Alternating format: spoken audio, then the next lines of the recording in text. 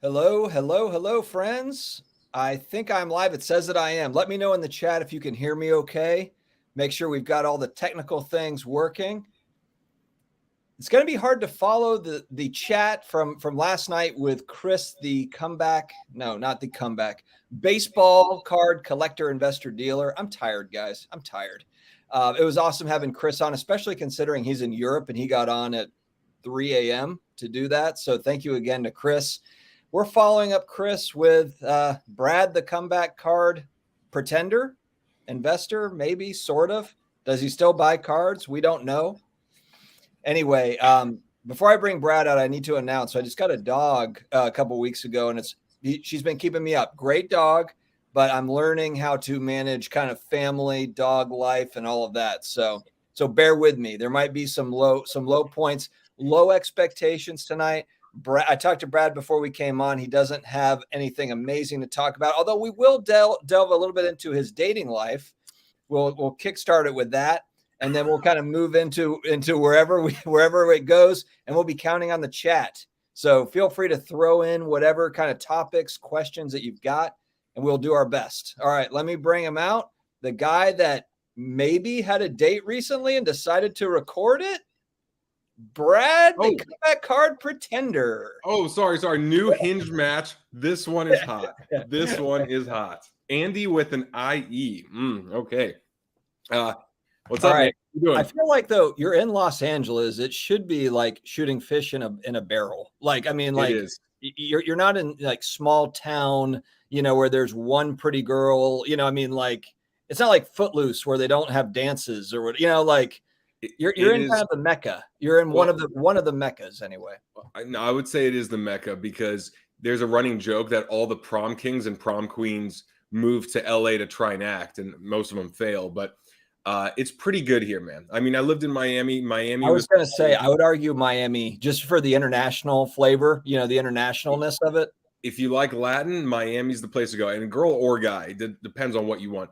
There is a good amount of European here in LA, but anyway, that's going good. And then if you saw that last video, Sherry is just a friend. I actually met her, ran into her outside of my gym, and then she's actually really interested in sports and then sports cards. So it happened happened perfectly. And then I've met her husband. I see him at the gym all the time. Really cool guy as well. But hey, we need more women in the hobby. That is the truth. It's a sausage fest right now. So anything to lure more women in, I'm all for. I might be looking a little bit too far into it, but you kind of went on the defensive very quickly. When I mentioned that video, you were like, and she's just a friend, like right out the gate. Well, because I also knew that would be the first thing people would assume. So even in the video itself, I'm like, she's just a friend, not a Hinge date. I'll let people know when the Hinge dates start coming out.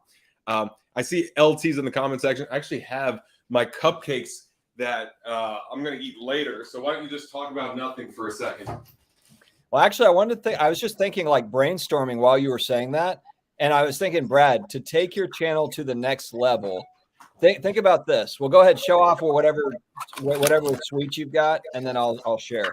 Today was leg day, so I get to eat all eight of these bad boys. I love these things. All right, go on. Chicken leg day for Brad. Okay. All right. So what about Hinge dates at the card show? So meet me at the card show type deal, like blind date, Hinge date, camera rolling. That sounds like ratings gold to me. That would be interesting if any of them would actually say yes. Because usually it's like, which steakhouse would you like to take me to? No, man. I mean, think about it. If there's a lot of you're in Los Angeles, there's probably a lot of struggling actors and, just people trying to get in. What if you're like, struggling YouTubers? Lots of struggling YouTubers. You could just say, hey, I've got almost 20,000 subscribers or whatever, maybe embellish. I've got almost 100,000 subscribers. I'm closing in on 100K. I'm just saying, I could, but or just don't even or you just like, hey, can you meet me at this, at this place, and there's a card show here. Let's just pop in for a minute.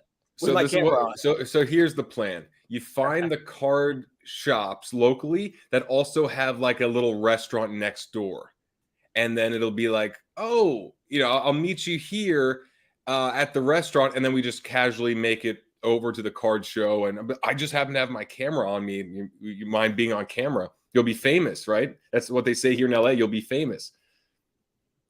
All right. I'm going to go to the chat on that note. Yeah. Troy, what's going on, brother? Good to see you. Brian Sherland, always coming in hot with Suns and Bucks takes and one eyebrow takes. The video I had on today was weird. It was like the light was just hitting right to where one eyebrow was there and one was not so much there. So that was interesting. Mike, I don't think I've ever seen you wear just a white T-shirt. You know, it's my Merle World. Ah, okay. There we go. Yeah. There we go. Yeah. Shout out to Merle World Cards YouTube channel. I think it's just Merle World Cards is the name of the channel. Check him out. Met him at the National. He's a good guy. Mm-hmm. Dex Flow, always good to see you, my friend.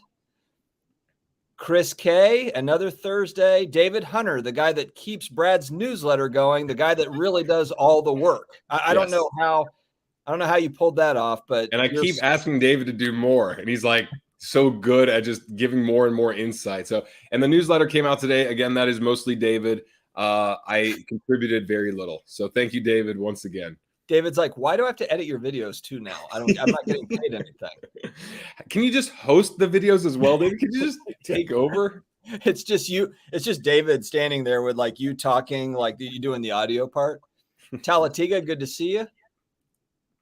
Modric Cards. Yeah, if you're talking about my guest from last night compared to tonight, yes, sir. Absolutely. Yeah, Chris, not Brad, I love you, man, but Chris is on another, he's like decades and decades of card. Honestly, for me too. I'm a downgrade to him as well. It's okay, Dustin. I feel the same way with every guest I have on, and then it goes to you. That's why I tell you to be silent during my live streams. Back-to-back nights marathon, right? Yeah, absolutely. It's been busy. It's definitely been busy. John, good to see you, man. Normally have a family commitment, but free this week. Good to see you. Charles, we'll try not to disappoint. Brad is on you're Tinder still right here. now. Yeah, Brad literally is like he's doing the stream while he's swiping at the same time. Actually, he probably has one of those bots that just like auto swipes. I've heard like you can get like the thing where it just like automatically swipes. Unfortunately, there's a limit, so they'll stop you after a while. There's a good question at the end from Chris, though, just to see. And that's a good question because I don't know if we will want to change the time now that football season starts next week. And there's no way I'm going to miss football season or the Bucks game for this. Actually, what Brad is really saying is there's no way David Hunter is missing a football game because I need him to make those picks and to talk about cards. Brian, good to see you, man. There was one. J-Dub, good to see you. Mastradamus. Did I cover? I think I've got everybody. Michael Ham, what's up, man? AP, LT, T-Mo. I'm just going down. I'm just abbreviating. T-Mo. Okay, got Charles. Ryan. Sean, good to see you. Iconic Trading Cards. Ziggy is here. More new girl at the card show, says Ziggy. Oh, good. Okay. Yeah. The response was really good for Sherry. She's a great girl too. Very easy to like, great personality. So definitely we'll have her back. She was buying Bo Jackson cards. So she knows what's up. I like how Ryan just is very subtly goes right to the point. Congrats on the dog. Let's talk about the fake Dak Prescott autos. No, but Ryan, I saw that video too. I think it was Jeff with Sports Card Investor was the one that put that one together. I didn't know anything about that. I didn't know anything about it. Yeah, I didn't see the video. I just saw what it's about, and I don't know if there was a conclusion. So if there was a conclusion to it, except for they messed up and we should be nervous, let us know if there's a conclusion beyond that. Because supposedly there was an auto pen, but then there was like both of them were authenticated as being real signatures. 5 out of 10, and both were, I believe, 5 out of 10. So serial number, the same serial number, which like defeats the whole point. Yeah. If anybody knows of a follow-up or a conclusion to that, let us know because I didn't see it. I did not see it. Brad, your channel is getting boring. I just watched the podcast, needs more consistency. I would argue that Brad's channel is not boring, but I could say that he could use to make more videos, right, Brad? I don't think so. Just follow my lead. Well, I will say this. I will have my first month summary video going over my sales, because August was actually a really good month for me after an entire summer of nothing. I mean, like literally, there were months on Comp C where I would sell 3 cards a week or 2 cards a week or something where I wouldn't check for days. And back in February, March, April, I would wake up and there'd be 3 or 4 sales just on Comp C, and there might be an eBay sale or 2. And now with my PSA return and with football season, and I guess maybe just people going back to school or settling down and not traveling as much, whatever it is, more sales, but definitely on the football side, because I bought a lot of football earlier in January, February, and finally now it's starting to sell. But the goal was to sell in July. I was hoping it'd pick up way earlier than first week of September, last week of August.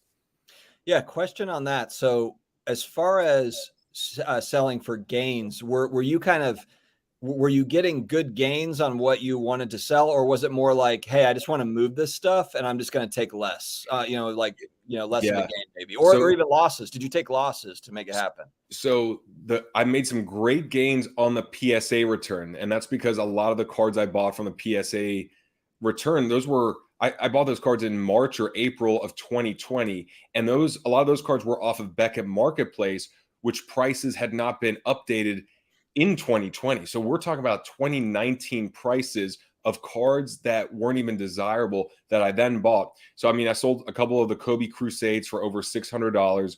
Those were maybe $23 to $24 in for me. I sold a couple Damian Lillard Select PSA 10s. Again, that was probably $23 that I paid and got, I think, $600 back. The Mike Tysons, I sold all 3 of my Mike Tysons for about $300 each. That was a 75-cent card. I actually looked at an older video. That was a 75-cent card off of Beckett Marketplace. I bought 20 of them, maybe 25. The rest of them went to Comp C, and I've sold a few of them there. And then the ones that looked great, I sent to PSA. I got 3 10s out of 3, which is great. And then shout out to Steven Swancoat, who bought one of the Mike Tyson cards. And then one guy bought the other 2 off of eBay. But that was all great.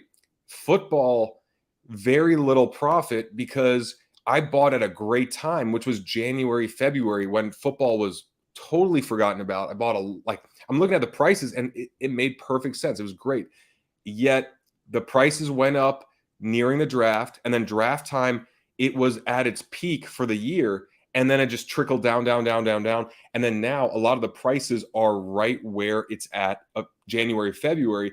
So guys like Gardner Minshew, I sold a handful of his rookie cards for about $3 less than what I paid each. And because I don't believe in Gardner long term, I don't mind small losses there.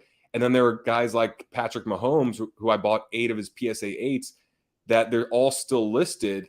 However, because it's Patrick Mahomes, I will be okay holding throughout the year. I have faith that even if he has a disastrous year, he will be the starter. He will have hype. Even if he gets injured in week 1, which would suck, he'll be back next year. Gardner Minshew, I have no idea. Kyler Murray, I bought several PSA 10s of his at $360 to $400 each. Prism PSA 10, great price back in January, February. Price went up to about $580, $600 around the draft. I should have offloaded, but I thought that it would hit 600-ish, maybe 650 right now, and they're at $400. So I don't mind breaking even. If I can break even on a lot of the football, that means I can go in and start buying basketball again. I just don't want to have football inventory and keep buying other sports until I move this. Okay. Fair enough. So I read the story, but I forgot, what is the Bishop Sycamore story? I know there's some sort of a scandal or something around Bishop Sycamore, and I just don't remember what it was. So let me know what that was. Iconic trading cards. I think that's a joke at my expense, but I just don't remember exactly the story with that. I am still buying graded video games, LT. I am. I'm pretty picky on what I'm buying, but yeah, I am. I'm buying them. Well, if not, then your station would be useless. The other one. Right? Yeah. Your second station. You want to plug your second station? Yeah, Retro Game Dad. If you guys haven't checked it out, it's not. It's still growing. I don't put out as many videos on that channel as I do this one, but yeah, the retro video game stuff is really fun. I'm having fun with that. Wait. So Bishop is a fake high school that played on ESPN? Like, how does that happen? A fake high school. So what were you saying, Iconic? Am I a fake card collector? Is that what I don't, was that the joke? I don't know. Anyway, I've got a lot of cards that say otherwise, but that's fine. That's fine. You know, I'm taking punches already. We're 15 minutes in. I'm taking grenades in the, you know what? Sometimes when it's a slow week, you just have to get punched a couple times for the viewership. I'm taking grenades in the trenches already. I'm not even 15 minutes in yet. All right. There was a question about if we're doing fantasy football. I signed up with Andy Fantasy Football Card Quest. I just have zero interest in fantasy football, like zero. Is that something that you actually do? I do one league. I mean, I know guys that do like 4 of them, and I do one with my brother. You know, and some of our buddies. Our draft is next week. We usually do it like right before the season's going to start, which I kind of like. Figure out if there's injuries or who's starting or whatever. So I think mine is actually Wednesday night next week. But yeah, we've done it for like 12 years or something. Any like, because I remember hearing or seeing on ESPN, if you lose a fantasy league, there's some that are so intense you have to get a tattoo of something. Or like, is there any like real prize or any real stakes for the loser? We did. We have a giant trophy. So we have like a giant, like a humongous, like 4 or 5 foot tall trophy that people like add stuff to, like funny things, you know, add on to it. So yeah, that's kind of is our deal. Is you get it in? You get your name put on there if you win that year, like the Stanley Cup. Yeah, that's cool. It's like that's that. It's got like every year on it. They're like the winners of it. Yeah, that's it's cool. really cool. And then it's $100 entry. So like if you win, it's pretty decent. Like I think it's like $600 or $700 for first place or something. So, and it's first, second, third out of 10 people. So yeah, it's not bad. I'm looking at some of this. They were a real school that lied to ESPN and had adults playing in the game and still lost 58-0. That sounds like a Will Ferrell movie. Like, this doesn't sound legit. Actually, that probably will be a Will Ferrell movie. I'm sure he's probably like on the phone with Hollywood right now to figure that out. Yeah, isn't that like, I'm thinking Joanna Man, and I'm thinking all these movies where it's just like someone playing sports that they shouldn't be doing, and then, you know, that's hilarious though. It had adults playing in a game and still lost 58-0. That is so awesome. Oh my gosh. All right. Are you going to any? So I know you went to that local show with Sherry, I think was her name. Do you plan on going to any more shows here coming up? Do you have any more LA? I feel like there's shows in LA like every weekend. Every weekend there's 2 or 3. There's literally, because there's south of LA, whereas Westminster, I think LT posted if I'm going to Westminster, that's a good show. There's usually another one in Anaheim. Then there's one that I've been seeing in Sherman Oaks, which is just north of the middle of LA, or like just, 7 miles north of me. Then there was a proper Hollywood one. And then there was Camarillo, which is what I went to with Sherry, which is at Mark's Cards. There are so many that I just don't even, I don't care that much, just because every week there's something. So unless it's a monthly show or every 2 months or 3 months, it's a really big deal. It's like, I don't really care that much, but right now my focus is the industry summit. And I know that that's more of a B2B thing, but that is, I want to say it's a show as well, with about 150 to 200 tables in Vegas coming up, not this weekend, but I want to say the weekend after. And then after that, they do the industry summit. And what's important, at least on this side, is these are, I want to say there's 350 or so attendees, all representatives or mostly representatives of these card shops, of Panini and Fanatics and PSA and companies. So I'm curious as to what some of the news will be. And, eBay is going to be there and others. And I want to see if there's anything that's going to be groundbreaking being mentioned at the industry summit. So I'm looking forward to that for sure. Yeah.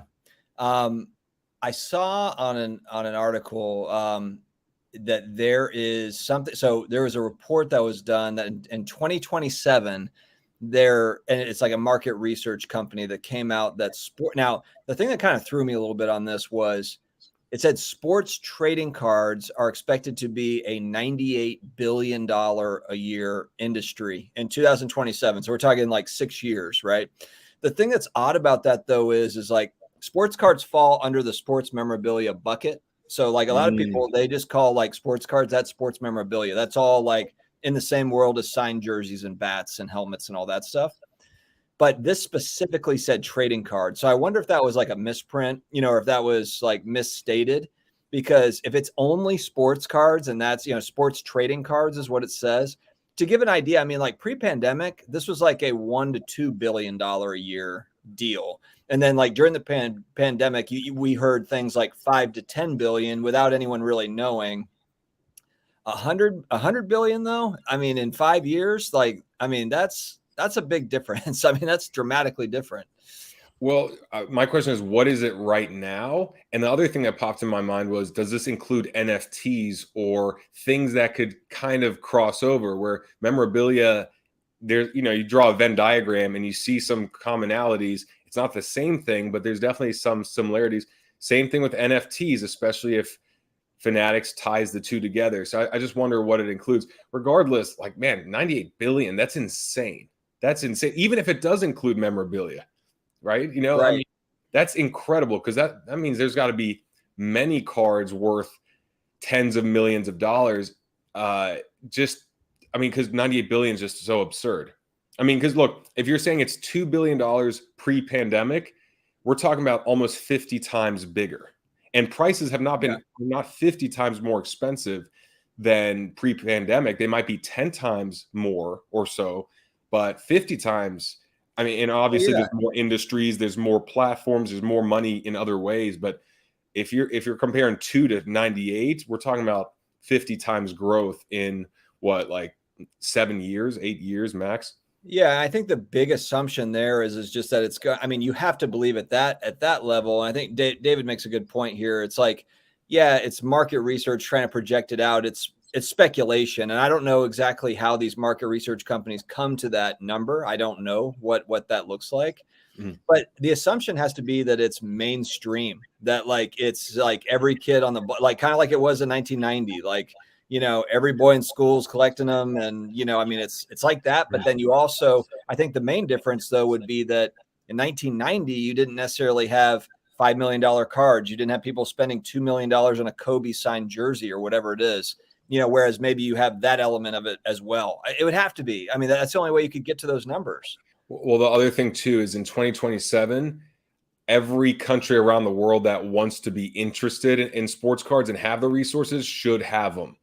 Fanatics should be setting up everything in Europe and in Asia and these other markets, just because they have plenty of time to do so. And so if you're in Hong Kong or in Australia or in Germany or wherever, hopefully everything you'll want to access, you'll be able to do so there. There'll be enough supply, there'll be enough resources, so it's not such a pain for you guys overseas. So maybe that's part of it as well, where they're like, it'll grow twice as big or 3 times as the size here locally, but it's going to go from nothing to a very big amount in 30 other countries. That's actually an excellent point. It's probably, especially Asia, like Asia is such like a growth market for this stuff, like just having access. And I know Golden, I think I saw like Golden opened up, or they bought a company or something that was attached to Japan that got them access in Japan. Yeah, I mean, if you can access all these different markets, now you're taking grenades too from I thought that was funny. That was good.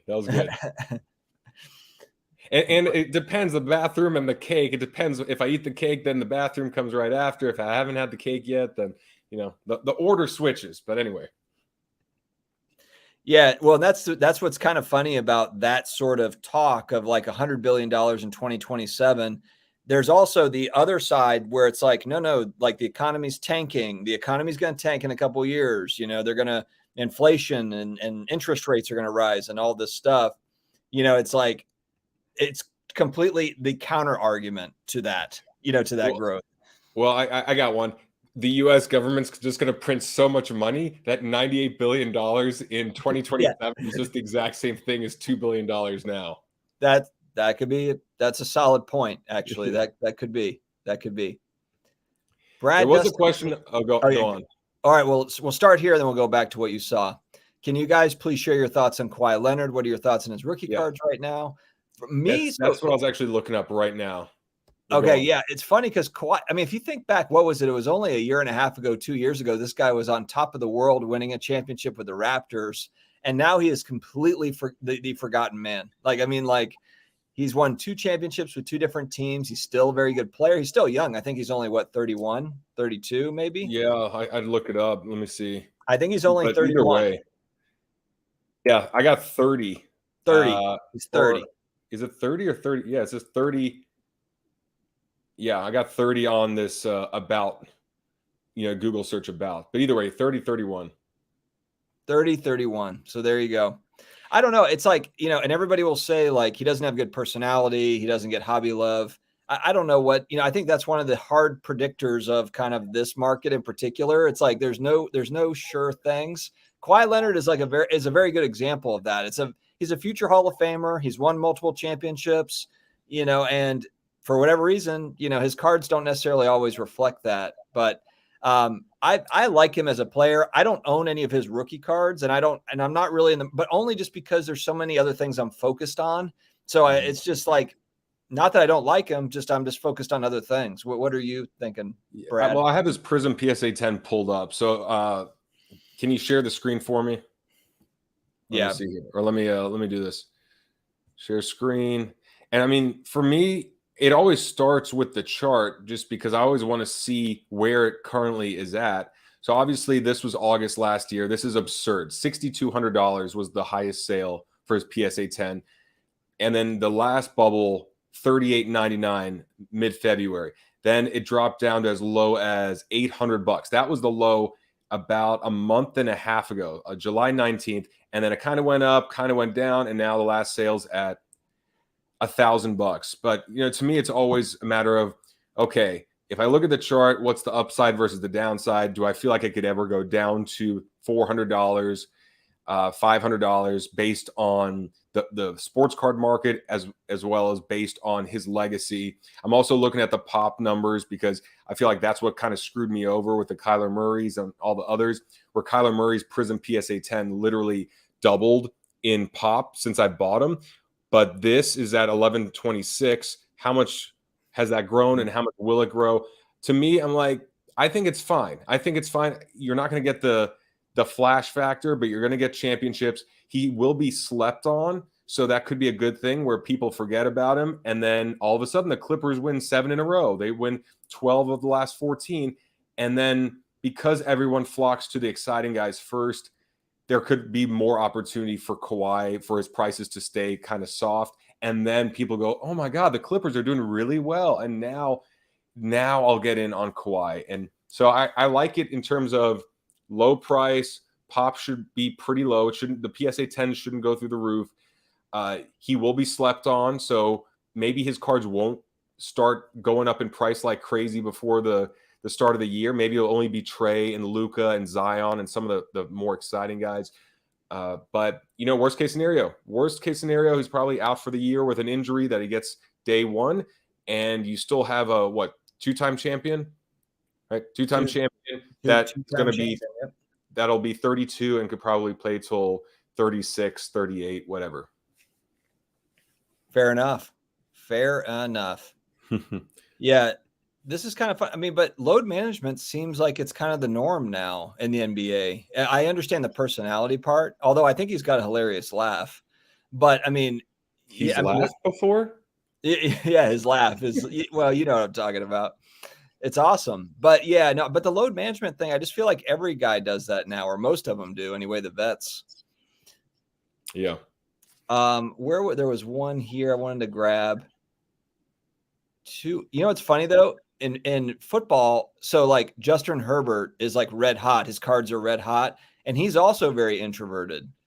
So it's funny how like in football right now. Now I'm pulling. But he's but Justin Herbert came out of nowhere as who is this guy that's really good versus like imagine if this was Kawhi Leonard's second year and he was that good last year. It wouldn't matter if his personality was so flat. If he came from zero to all of a sudden this guy is legit. So I just stole your thunder. So here's something that's really kind of interesting to think about. Last year, Joe Burrow was having just as good, if not a better season than Herbert until he got hurt. So like, what if he never gets hurt? Like there's all this there's all this excitement around Herbert. And granted, like he had a great season. It wouldn't have changed that, but maybe he's not rookie of the year. Maybe it's Joe Burrow that's rookie of the year. I mean, like if he would have just stayed healthy. But if you look at like, and granted, like I haven't checked Burrow card prices to know, I haven't compared those two guys, but I really like Burrow. I'm rooting for him probably just because he plays for a bad team with the Bengals. He's coming off injury. I think it would be cool to see like a good story behind Burrow. I like him. I like both. Yeah, I like both of them. You don't care, Brad. You just care wait, hold on a second. Herbert won't shop at Whole Foods. Too expensive. Is that real? Iconic trading cards at 6:30 p.m. Pacific, 9:30. I don't know. He also called me what was that school? The fake school. I'm the fake school of card collecting. I can't tell if Iconic Trading Cards is trolling or if he's just, being sarcastic. Well, yeah, I'm curious about that because if he won't shop at Whole Foods, if that's more of like, you hear those athletes like they're an offensive lineman and then they still get like a $20,000 pickup truck while all the others are getting Ferraris.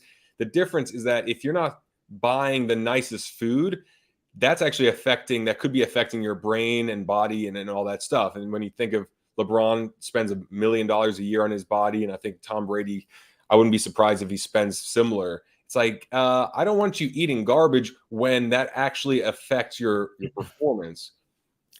I'm just going to throw this out there. I think it's now, granted, collect what you like and all of that stuff, but the NFL has proven like no other league that once teams get footage on you, once they get film on you, they learn.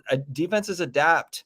Like it's extremely difficult to be an elite QB in the NFL. So not that I don't think that Herbert can do it, but he just doesn't play on a great team. He plays on an okay team, and teams now are going to know how to game plan against him. So this is a good point here by Troy. This is a great test, for him this year. But when you look at his card prices, they're like Tom Brady card prices for Justin Herbert rookie cards. I'm like, come on. Like, I don't get it.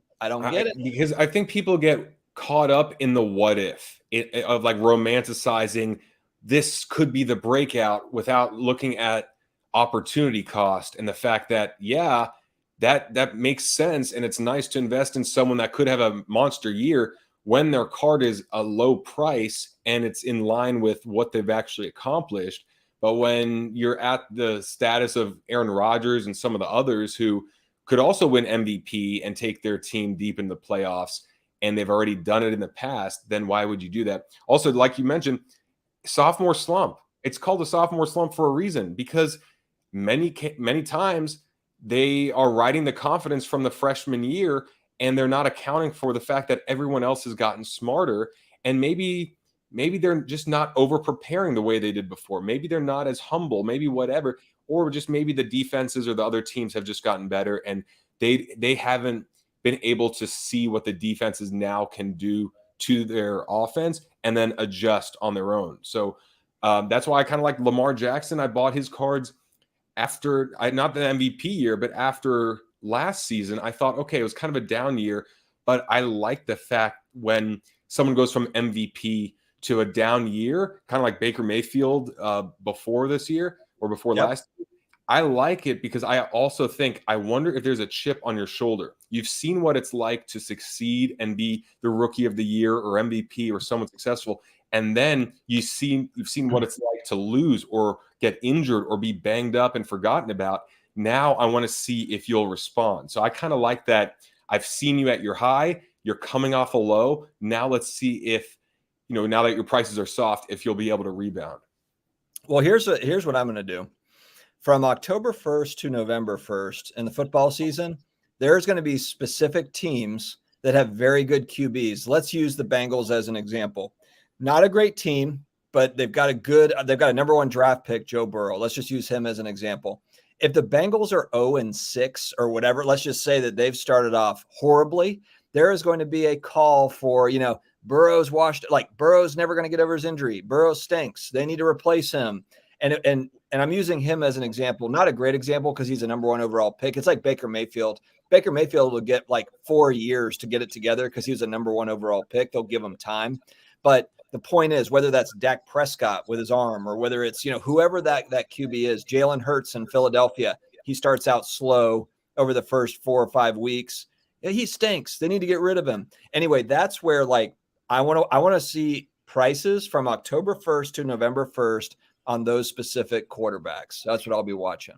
You know what I was looking for, and it goes along those lines. What's great about football versus the other sports is that you get 1 game per week. So you only have 4 games a month, which means that if a team goes 0-4, or 1-3, let's say 1-3, there's still a chance they could squeak into the playoffs.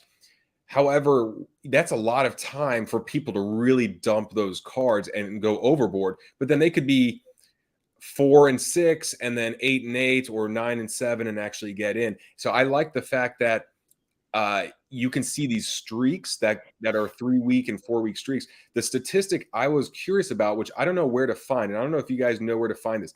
I want to see what teams have the easiest schedules week by week. I want a giant chart of, okay, it looks like the Cincinnati Bengals have the easiest schedule from week 8 to 12, or like they have a very easy schedule then. So then I could look at where the cards of Burrow are right before that, knowing that, okay, there's a good chance they go 3-1. Or same thing with let's say a playoff contender, let's say Tampa or the Chiefs or someone else, another team where you go, they could legitimately win 4 or 5 games in a row based on this schedule. That's the time that I want to get in, especially if they're coming off of a very tough part of their schedule. Remember, imagine if there's 2 or 3 games in a row against top contenders and they lose 2 out of 3 or they lose all 3, and then they enter the easiest part of their schedule. Just like last year, we saw Russell Wilson take off. Like his cards were low, and then all of a sudden it looked like he was going to be MVP, and they took off. I want that kind of picture being painted of where are the streaks for each team, the easiest part of their schedule, the hardest, and let's see if we can find some opportunity there. Troy, this is not going to happen. A 4 interception game is not. You'll never throw that few interceptions. Jameis got LASIK eye surgery. He now plays for Sean Payton. And wait, why in the world didn't he get LASIK before? He's a quarterback. It took him like 6 years in his career and getting released to get LASIK as a quarterback. You know what? He probably just felt he would just fight through it. He didn't think he needed it. And now, we're the beneficiaries of that. And Winston will be a 5,000-yard, 50 TD, 50 interception quarterback. Guys, let me also remind you, Winston had 1 season with 30 picks. So I understand that's a lot, but it's not as if this guy has had like 30 picks every year. He had 1 season where he had 5,000 yards and 30 picks. I will say, though, when you watch Winston play, he is very entertaining because he scrambles around like a chicken with his head cut off, throws the ball up. And here's the thing. He got bailed out by 2 great wide receivers, Chris Godwin and Mike Evans, where Mike Evans would just go up and grab the ball half the time. The other half the time, the ball was overthrown or underthrown so badly that even Mike Evans's like 7'4" wingspan couldn't bring it in. And then the safety, usually the Saints safety, would get it. So the thing that's interesting is we have a great line, but we have no receivers. Like Michael Thomas is hurt. We have Marquez Callaway, who's a rookie. Who? That's exactly. And he's been playing great in preseason, but we just don't have anybody to throw the ball to. So you know who else didn't have anyone to throw the ball to? Tom Brady in his last year with New England, when people saying he should retire. So actually, Tom Brady didn't have people to throw to for a lot of his career, frankly. Right. He really didn't. Well, the point is that Jameis Winston, here's the thing with football, and like we mention it every single time, the danger with football is that just like Joe Burrow, you are relying on an offensive line. You are relying on wide receivers. You're relying on all of these pieces. They don't play defense. If the defense is dreadful, they're still not going to make the playoffs, even if the quarterback and the offense is putting up 35 points a game.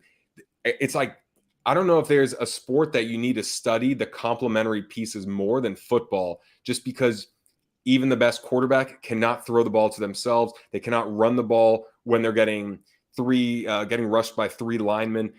It is really like, what are those complementary pieces around, especially the offensive line, which usually gets overlooked.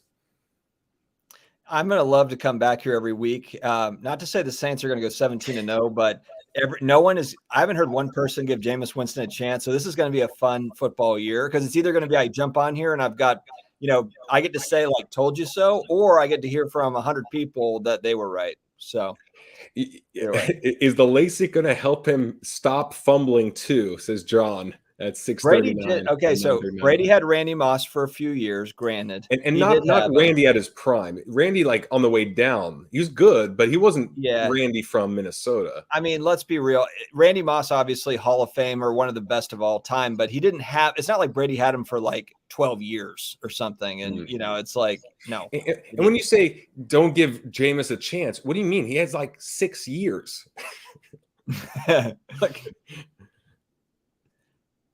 But Dustin, I'm Louis, but I can't tell Timo if you're saying, but I'm not going to give him a chance. I'm a Louisiana boy, but I'm going to give him a chance.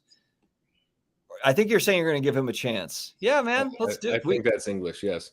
We don't have much of a choice at this point, do we? Well, I will say I like the fact that Jameis seemed to really be a favorite in the locker room, like one of those rally guys. Like, hey, this guy's stupid as hell, but we like him. He's our idiot, Well, and here's the thing too, is our offense runs around Alvin Kamara. So it's like, all we need you to do is hand the ball off and throw a good screen pass. That's what we need you to do. I don't know. That's asking a lot, man. That's asking a lot. We'll see. The offense the offenses are definitely different, but yeah, we'll see. Anyway, I know we're taking up a lot of time on my Saints and Brad's Bucks that he's been cheering for the last 2 years. So for the last 18 months. 1997, that flag. He's like, Mom, wipe the dust off that flag and send it to LA, please. Mom, buy that flag off of eBay. They just put my address in there. And write 1997 on it. All right. What else? What else is on the docket? What do you think? So just as far as your card buying, are you doing any buying right? You said you did some selling. Are you doing any buying right now or thinking about it?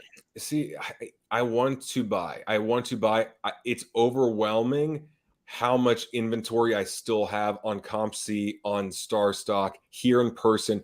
And I don't know, part of me just wants to offload. And then when I buy in again, maybe get 20 cards, that are in that $2,000 to $3,000. I mean, that's kind of a lot, actually, like $1,000 to $2,000 range, where I'm not having this ridiculous inventory of $50 to $300 cards, and then several that are in, 1,000. But I mean, I'm kind of like scattered all over the place with all the stuff I have, and I'd like to just clear that out just so I can focus again. So I honestly, until that's cleared out, I'm not even going to really look at buying, because I do want the money, but I really want to stop checking all the listings and then sending out, because it's really just taking too much of my mental energy, which is a shame, because back in June, July, that was a great time for basketball, and still right now is pretty good time for basketball, I think. But that's the time that I wanted to really sell football, in late July, hoping that the hype and the prices would start going up a lot earlier than they have. So I might actually not buy before the NBA season, wait for the NBA season, look at what teams have slumped, what players have gotten injured early, and then look at, okay, this guy got injured, but the team looks like a playoff contender. Then let me buy in for when they return with 15 games left in the regular season. Got it. I was thinking too, like, and I know that I'm generally an optimist. I like to cover both sides of it to where I'm realistic. But I'm quitting. Yeah. Video games. I'm generally an optimist, but I'm out. Bye. Click no. But man, if sports trading cards is scheduled to be, or specking to be, of course, obviously nobody knows anything, but if market research companies that are getting paid a lot of money to come up with these reports are showing an almost $100 billion industry in 5 years, what does that mean for kind of just vintage cards today? Or just kind of like, I mean, that's got to be a lot more eyeballs on the card market in general. I will say, based on the whole pop report thing, and if you guys look, I remember I had Ryan from GemRate on, and his stuff is great. And you see, I think he's reported PSA had 120,000 cards graded just last month or something insane. I forgot the stat, but you see how many cards are coming back, and seeing the fact that the Kyler Murray cards, the Gardner Minshew's, even 2019 rookies, and then probably 2018, 2017, a lot of those guys weren't that valuable back then. And you buy them early because you think, all right, if I buy early, I'm going to be buying at a low price, which in theory is right. And that was right in a lot of ways. But the other factor involved is if that pop count really grows, if it doubles or triples, that is the other force that's kind of nullifying buying early, because you buy a card that there's only 1,000 of 8 months in advance, and then you wait 8 months to sell it, and it should be going at a premium because more people want it, but then you see that twice as many exist. Well, that kind of cancels out. So that's why even vintage, that is why I wouldn't say vintage, I'd say Magic Johnson, Larry Bird, 80s, I don't know if that's vintage or just right after, that kind of stuff is going to interest me a lot more, because depending on the value, depending on how certain I feel about that pop count, that will determine what I buy next. But it's definitely not going to be Zion base rookie cards. Definitely not base. It will definitely be optic, pink. Like David Hunter had a great pick. I think Lamar Jackson's optic pink, there's only 200 or something of, and it's only a couple $100 versus some of his other rookie cards.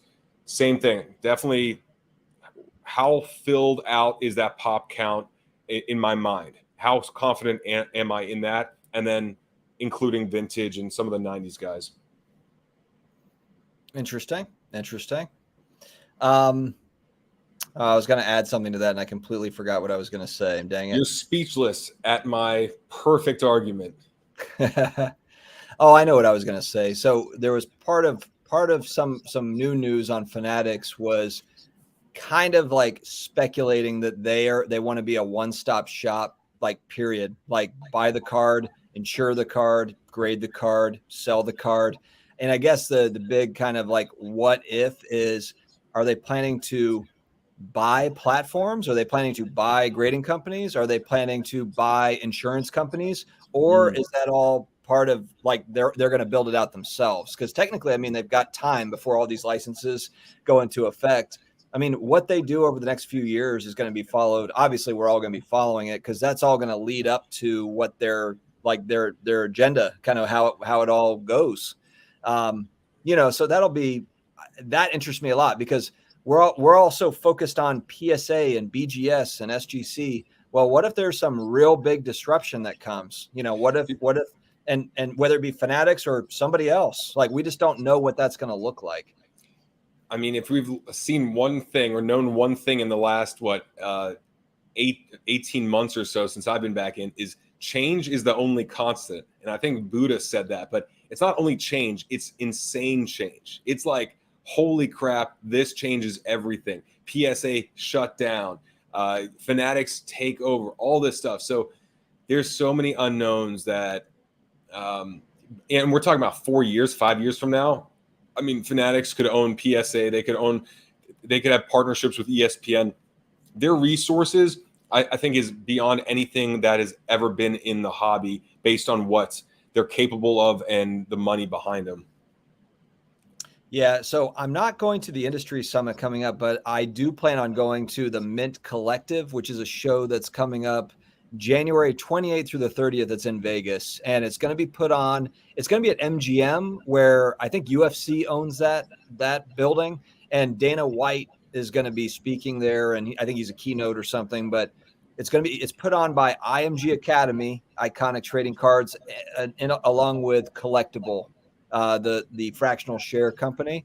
But IMG intrigues me because now, especially with amateur athletes being able to, to get paid, it opens up all sorts of doors, because IMG is also a massive agency. They're agents for athletes. So for professional athletes, but now they can now market their amateur athletes as well. What's so funny?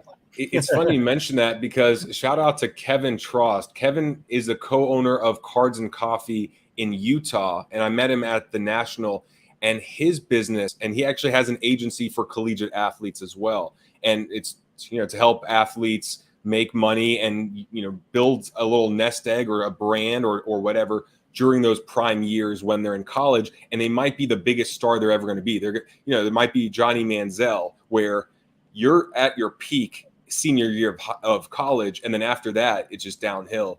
So, I mean, how's that going to play into cards? Well, imagine a Tim Tebow or Johnny Manziel card autographed in their senior year, and I don't know if those existed back then. I don't think they did, right? I mean, it was only after they graduated or right around graduation that you can get their cards. I believe so. I'm not entirely sure there. Criminal Minds. So this wasn't Brad. This was Chris, baseball card collector, investor, dealer. I wish. Yeah, I wish that was me. Yeah, he bought this a PSA 9 for $800, and I think that's his most valuable card that he's got. Is that That's black unreal tractor? Wow. Yeah, it's pretty nice. Pretty nice. Ryan, iconic trading cards. I noticed Mantle cards, a lot of 57 Topps football are down too. 50s cards aren't rare, but a lot of these cards defy supply and demand. And then again, it's always about condition as well. You know, how many of them survived in decent shape, you know, is always kind of the question. And, you know, I think this goes back to what you were doing a couple of weeks ago, where it's less about the condition, more about the card. And I think even for me going forward, as long as I have confidence that there's not going to be 50 more or 1,000 more coming back from PSA, I would rather go with the more iconic cards where people go, you know, it is a PSA 4, but it is a 1950s Mantle or whatever else, whatever card it is, where you know that the card itself just holds up. Because right now, you know, there's a lot of cards where it's like, okay, I got to worry about the player. If the player's active, I got to worry about the set. I got to worry about the variation of the set. I got to worry about the grade. And at least if you get the card right, you know, you pay less because the grade's bad, but at least you know it's an iconic card that people actually want. So, I mean, like the more you do this, the more you realize, man, there's a lot of risk. There's a lot of change. You know, even if something made sense last season, it doesn't make sense this season. Prism Base and Prism Silver were the cards that shot up like crazy. Those seem to be the only ones that really mattered when a player did well. And now I don't see that happening. So the more certainty I can get, the better. Yeah, for me, I've been focusing more on just kind of the memorabilia side, cards that are with on-card autos, and then also game-worn patches from the past. And there's so much of that out there, depending on whether you're collecting football or basketball or baseball or whatever it is. I mean, it's, you know, the fact that it's autographed is not rare, meaning that like Larry Bird has signed a lot of autographs, but you know, there's not a, you know, if you're looking at just particular sets like Exquisite or Flawless or National Treasures, you know, for me, that's where I'm putting a lot of my money into right now, and not necessarily on hugely expensive cards, but and I wouldn't necessarily say they're bargains or anything, but it's just like I'm always looking at my downside risk is really more of my focus. So that's where, like, for a couple $100 for a rookie, or not a rookie, but auto patch, Hall of Famer, graded, like with grading costs the way they are right now, it's like a lot of these cards I'm getting are in like the $250 range. It's almost that much to get the card graded, you know, to start with. Well, you know, a couple other things. There's one announcement I have to make before we head off. But on that topic, the other thought I think of is PSA is going to open another service at some point. What service is that going to be? What's that going to look like? And maybe it's $75 a card. Maybe it's $100.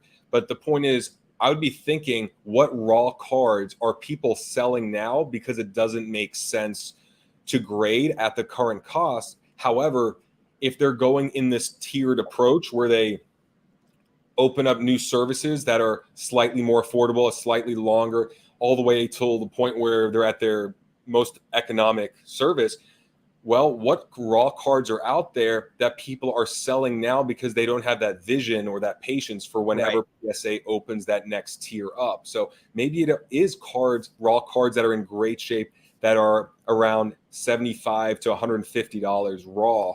But you know that, hey, it's just a matter of months before they open that tier up. And that's when you'll be able to submit them for grading and hopefully make a good profit. Or maybe you can buy the raw card now, knowing that when that opens up, people will now look at this card in a way that is more valuable because now they can run the numbers now that that service is open. But we know it's going to happen at some point that a more affordable service opens, and more than likely it's going to be scaling back from the most expensive. So something else. It's actually a really good point. Stockpiling raw cards that people just don't have the money to grade or just don't want to bother with it that you believe in. That's an interesting one. Chris, and another thing too is like, a raw card is still a good card. I mean, you could still probably sell it at cost or for a profit if you don't damage it. Anyway, go on. Yep. I do have a Montana rookie and a PSA 8, Chris, that I got it 3 years ago when I got back in, a little over 3 years ago, for $125, back before kind of the boom time. Wish I'd bought 10 of them, but that's what it is. And the other thing too is the cards that are going for a lot of money on Collectible and these fractionalized platforms, if the PSA 10 or the BGS 10 is going for these absurd numbers, that still an 8 or a 7 is going to be worth something. You don't have to guess on, does someone want a Jerry Rice rookie card or Joe Montana or Wayne Gretzky? Yep. Ziggy, I think that the next show will be a Raleigh show, I believe. I think it's in Raleigh. Flipping Steve is looking to come down, so we might be going together. We will see how that goes. I think it's going to happen, but we'll see. I see Brett's comment at 6:55 or 9:55 your time about GD. GD, where you at, man? What's funny is, every time I go to end the live stream, like it'll show a couple more comments will like straggle in, and it'll always be GD, like it'll just be like Dustin, picture of a cow. Yeah, like Dustin, you're a fat cow. Yeah, like that'll come in like right. I'm like, how did he sneak that in? I ended the live. I ended it. It's a tradition. So GD, you better be on here. Okay, Michael Ham. Where is the cow? Right. All right, guys. I think we're going to be wrapping up here pretty soon. If you got anything else, throw it in there. But we're just going to kind of give it a wrap. Brad, anything that you've got that you wanted to throw in? Yeah. So, a couple months ago, I mentioned that I wanted to do a charity break. I wanted this to be something that I could do on occasion, maybe every month, every couple of weeks. And so I've been looking at different sponsors, different card shops that might be interested in donating a box that I could then sell each pack or maybe every 2 packs or whatever to some of you guys at a normal retail price, but all proceeds go to charity. And I want to give a shout out to Burbank Sportcards. Ryan over at Burbank Sportcards, they're going to donate a box of Prism Fast Break for the first charity break. And so I'll be picking up the box tomorrow from them, and then I'll be organizing it. I might have Coleman on because Coleman's a big fan of Burbank, has a great relationship there. But I'm just happy to be able to do that because it's something I've wanted to do, and hopefully we can get $500 to $700 going to either Boys and Girls Club of America or another great cause. And I feel good about it. Y'all feel good about it because you're supporting it, and hopefully there's some great cards in there as well. Good stuff. Very good stuff. Criminal Mind, I think this is part of a bigger picture when I think about Fanatics. I think that this is like the Infinity Stone, like the main one. I don't know that movie very well, but there's like the Soul Stone or something is like the really important one. But you're embarrassing yourself, Dustin. The reason, Brad doesn't have a Soul Stone at all. The reason why I think that though is I think it's just about them getting the licenses. I think that's like the big thing. And then they're going to build off of that, whether it be NFTs, cards, jerseys. This is just part of the big picture. So it might be like a DirecTV losing money on their NFL Sunday tickets just to gain subscribers type deal, where it's like look, I think they're probably thinking we're going to profit, but they're probably thinking, you know what, even if we break even on those, we'll make it up elsewhere. We'll make it up. That sounds very similar to exactly what I said a couple of weeks ago, where Fanatics is the one company that I've seen besides eBay. eBay's in here where they're way bigger than just sports cards. And Fanatics can literally say we could afford to lose some money on sports cards. We could overpay for everything in this genre. But if we lose, I don't know, $30 million or whatever on this, but we gain $80 million in our merchandise sales or memorabilia, it's still attracting customers and it's adding to the bottom line. I think that's why they could outbid anyone else, because their resources and their vision is a lot bigger than just we've got to sell cards. That's all we've got. So essentially exactly what I was saying. Which Perfect. was what you Perfect. were copying me from a couple of weeks ago. The DirecTV analogy was all mine. That was all me. All right. That was All right, guys. We're going to wrap it. Brad's just going to continue talking, and we're at that hour mark. And so thank you very much. Yeah. Brad's Hinge state name charity. Like always. That's the stripper name. Okay. That's the stripper name. Brad, if you want to throw your PayPal or whatever, your GoFundMe for donations, do that, the usual. Send Brad donations. He lives in LA in a one bedroom place. He's behind on the rent. It's really expensive here, guys. Anything you can do to help him out would be appreciated. All right, guys. Thank you very much. I appreciate it. We will see you again next week. And I have to pee so bad.